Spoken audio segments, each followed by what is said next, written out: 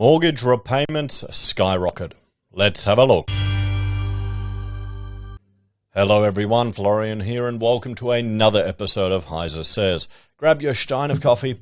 Let's have a look at this article from Yahoo Finance written by Eliza Bevan about, well, mortgage repayments. The Aussies paying $1,520 more per month. Now, in my little favorite Excel sheet here, we've looked at the implications of going off a low fixed mortgage.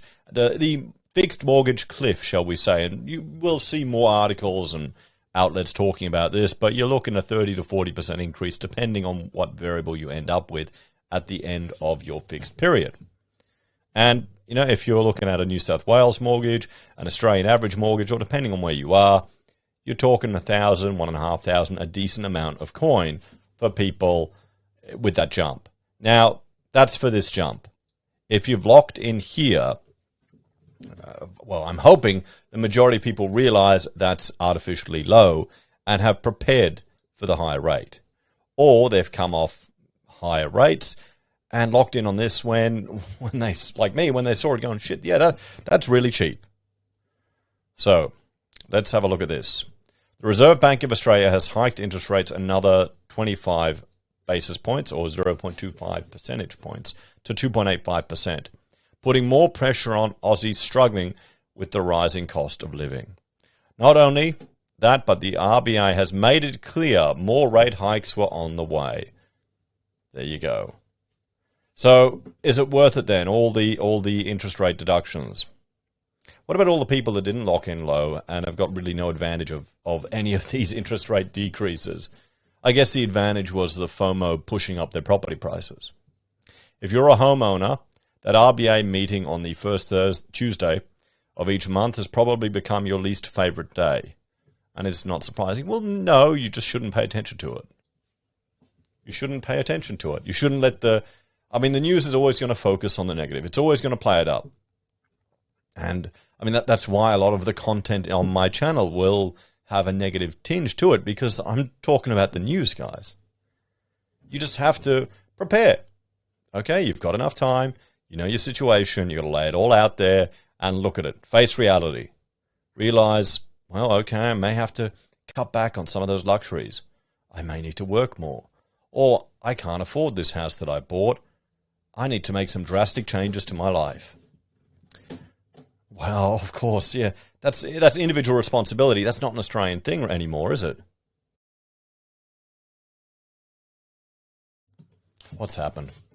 The big four banks are expected to pass on the rate hikes in full, as they've done for the previous 6 hikes. This means someone with a $500,000 mortgage with 25 years remaining on their loan on a standard variable rate will be paying $760 a month more than in May.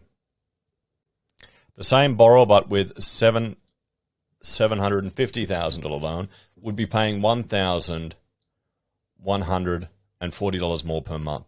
Yeah, then May. I guess they're comparing it to when the cash rate was 0.1%. So yeah, it's gone up. But of course it was going to go up. It wasn't going to go negative. Negative doesn't work. The problem is people believed the media when they reported that rates wouldn't go up until 2024. But that just was one model that they'd scenarioed out that's proven incorrect. And how often are their models correct or not? What's actually the hit rate of the RBA? Look at those failed predictions. It just shows you there has to be something fundamentally wrong with their attempts to model the economy.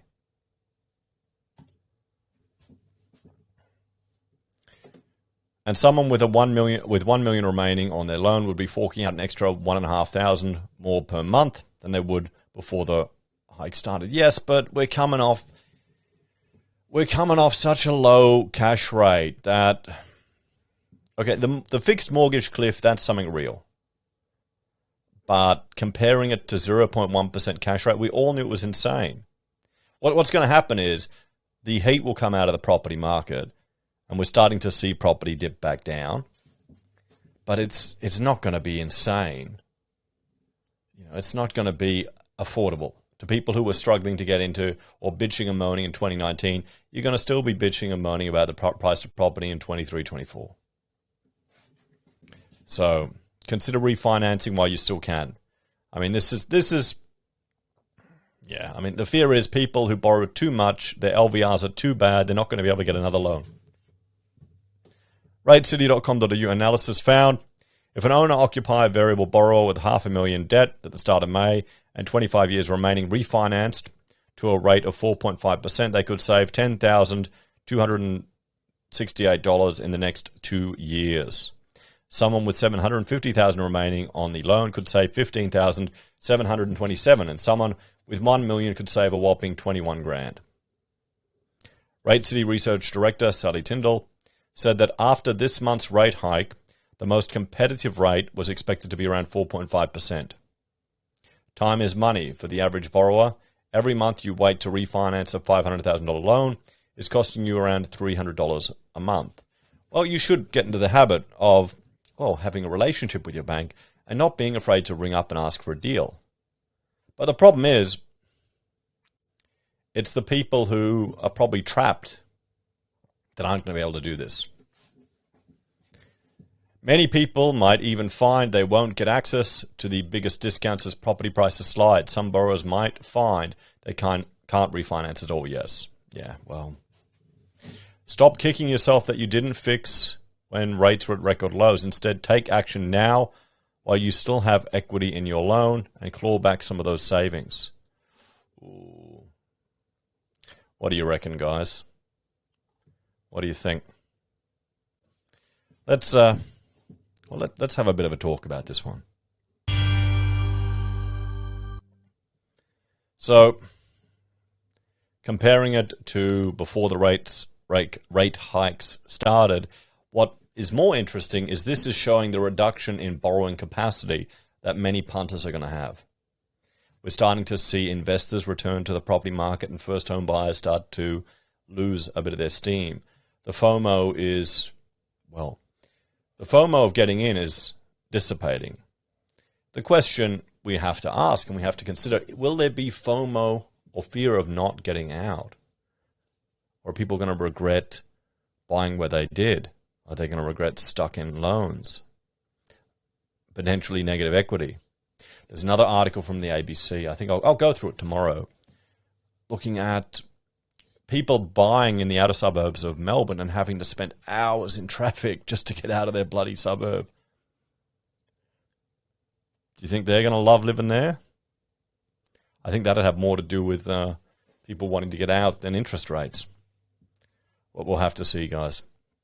I mean, it's good advice. Ring up your bank, demand a better deal. Try and play one off the other. But I think the people that have the easiest time doing that are going to have the easiest time doing that regardless of what the cash rate is. And the people who are, not the most desirable client, the banks probably won't care. Anyway, guys, let me know your thoughts and opinions on this one. Check out my other channels, HeiseBim and HeiseSays International, for other topics that I discuss. If you want to support the channel, you can financially on YouTube or Patreon, using our referral links, buying our pocket squares, or calling us if you need an architect. Take care, everyone. Have a great day, and I'll see you next time. Bye for now.